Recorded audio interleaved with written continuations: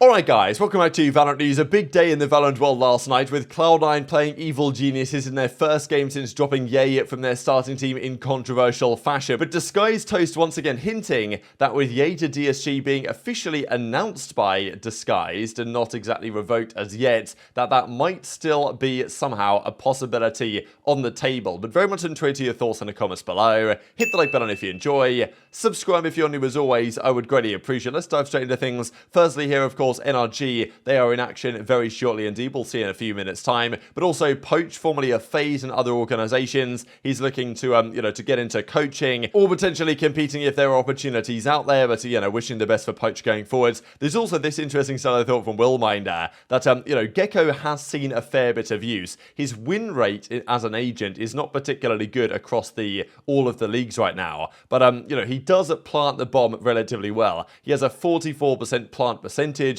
70 plant out of 159 attack rounds. This is higher than Harbor, Breach, and Sage, which I guess makes sense. So the Gecko plant leaders are Shin, Sadak, and Shao. So, interesting stuff, right? A lot of teams are going for this, and it seems to work relatively well for them a lot of the time. Okay, if they can plant the bomb half the time with Gecko, that does give you an edge in terms of the round. So there's an advantage to be had there. When you get to the defensive side, maybe there's some disadvantages in play. I don't really think he's the best agent, but he's seeing some use, and you can understand why, because it is a very new and unique tool, I suppose, to be added into the game with Wingman doing what he likes. Now, Ethan tweeted yesterday, game day versus Cloud9. Today will be dedicated to Mr. Yay, because, and this is a kind of a fair point of the community in a way, and even Yay says, oh wow, like a thank you type thing for trying to take down Cloud9 after dropping Yay from the team, as I say at the start of the video, in controversial fashion, right? The way they did this, the role issues they apparently had and all this stuff, despite making changes that really have put in similar players to the guys they dropped, just cheaper alternatives, right? So it's a controversial one, and given the rules as they are, with Yay not able to join another franchise team based on the, not allowed to make changes during a split, and this entire season is basically one split, so Yay is going to struggle to find any other opportunities. He could have offers from anywhere, but actually being able to join a tier 1 team, even in Europe or something, is probably not going to happen. So Ethan wanted to get revenge on Yay's behalf, but there also is the question, is Yay going to sit out the year, or is he going to try and compete in tier 2? Now, Disguised might be cooking something up here, because they welcomed Yay to the team, and they say welcome DSG Yay, and then they say, we had to drop him. So of course this was an April Fool's joke, right, by Disguise, but the question is this part the April Fool's joke, and this part is actually legit? Because they might be joking around that they dropped their roster, which obviously, this is obviously a joke, but do they actually welcome Yay, or is that a joke? So Disguised Toast was on stream last night when doing the watch parties with Tarek, and I believe even, they were discussing about the scrims, and Tarek was kind of saying that, like, he cooked up pretty hard. So it does seem that DSG are potentially trialing alternatives and other options to their roster, which definitely didn't perform at the mid-season invitational. Whether Yay is part of that, I don't know, but by the day, I'm getting more and more convinced that there might be some reality to this. I mean, we made the tweet on April Fool's, and that's all I'm gonna say. That's all he has to say for now. Thank you very much. We'll check in with you guys in a bit. Well, that basically confirms it, right? I mean, that just guarantees it. Nah, he's a master of deception. He says so much without saying anything. He's disguised for a reason. I'm so lost now. Anyways, let's get back into... So I don't know what you guys think about that, but I thought just the way he said it was kind of interesting that, he hasn't outright denied it or anything. Okay, it's good publicity, it's good branding and all this. But, yeah, still, to use Yay's... Like, let's say they weren't signing Yay, and to kind of use Yay's brand and his personality and his presence to drag along this, the DSG hype train type thing, is maybe Yay would feel a little bit weird about that if he actually wasn't being signed and they weren't going to get him on the team. And, yeah, DSG were pushing on with this, oh, yeah, we're signing Yay type thing just to bring more eyes and viewership and followers and all this. So, interesting question. There was also this that came out of Sentinels, I thought was just some interesting analysis by these guys, especially after they won that series against 100 Thieves in a ridiculous fashion, which we talked about in yesterday's video. But saying about the role changes they made, that the team was kind of lacking a Sentinel, and Pancada is kind of a rat and used to be a lurker sometimes. So, basically just discussed why Pancada on the Sentinel makes more sense. They've got a lot to learn, a lot to improve on, but it was good that they were able to do this comeback this early in their kind of schedule as a team,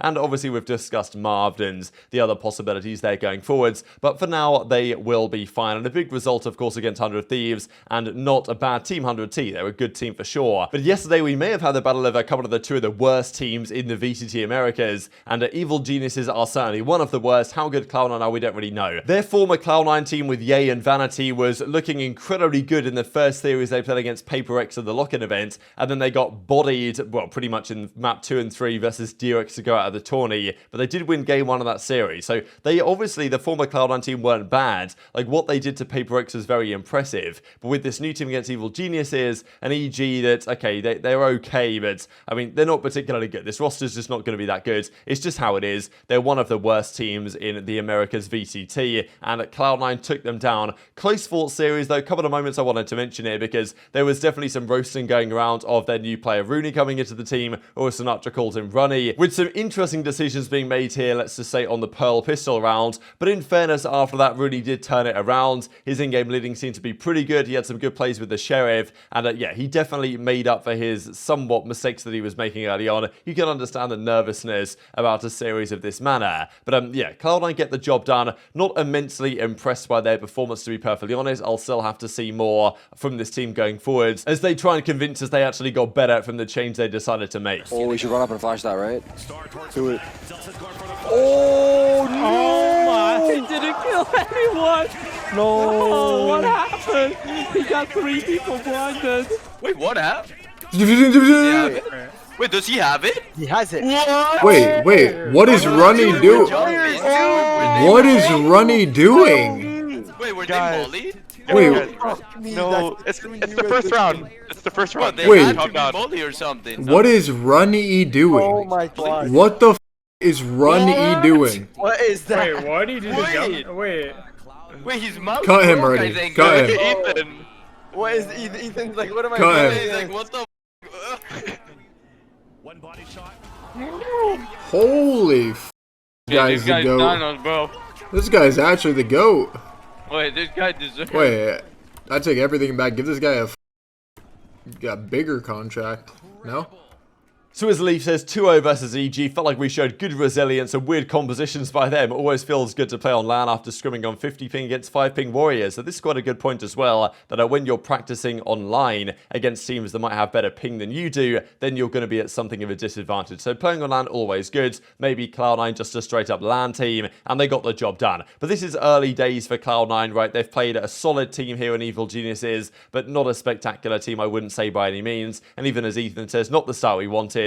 Will improve for the next game. Like, Pearl attack was super annoying, and they went down 2-0. It's a good result, and you know, for Cloud9. And this I thought was kind of funny from Jackie at the end, right? Because all the drama there, he's Cloud9 guy, all the drama around Yay and all the situations there, he goes on to say, GG's, at least it was a good impression farm. Saying that, yeah, you tried to get the impressions by saying that you were going to take us down to respect Yay, but in the end, it didn't happen. So the other series that went on, though, was Loud versus MIBR. That was a 2-1. Close fought series in parts. Split was 13-5 for Loud, then it was 13-11 back for MIBR on Lotus, but then 13-11 the other way. So really close series. It was only Split really that was comfortable for Loud, a team that was so close to becoming the champions there at the lock-in event. But a good start for Loud, all things considered, but a competitive one. And there is still a couple of more teams that need to play today, which we'll see in a second. Cloud9 versus Evil Geniuses went like this. Pearl was 13-11. As we say, EG won that pistol round. I don't know what they were playing at, and then they just got bodied on their attacking side. So it was looking so good for EG, a 9-3 half, which then got cursed, of course. But still, EG were looking so good after the first couple of rounds. BCJ had a good individual performance here, and many were like, you know, praying on Cloud9's downfall that it was going to work out for them, but it all fell apart. And then 13-9 on Fracture, with Cloud9 taking over this time around, with Leaf gonna delivering the goods, with, as we say, some interesting compositions from the sides of Evil Geniuses, with the Harbour in here and the Gecko in here that was, you know, getting some interesting utility, right? So this is how it looks presently in the Americas region. Fury at number 1 after their dominant victory. Cloud9 number 2 right now. It doesn't really matter, all things considered. This is based on just the round count here on the right-hand side. Well, it's map count first here, right? Because Loud actually have a better round count percentage than Cloud9 do. But in terms of map wins, Cloud9 undefeated so far. Sentinels are 4th after that crazy close series. And then today, Leviathan NRG to close out the first weekend. So, I mean, man, it's very competitive here. Again, I said this with the EMEA region, with the 4 teams teams that qualify for Masters. There's only 3 teams that qualify for Masters here from the Americas, and already it's looking very tasty, right? You've got Lounge, you get NRG, maybe the 2 best teams in the group, but then you've got Leviathan. Like, they were very good at the lock-in events.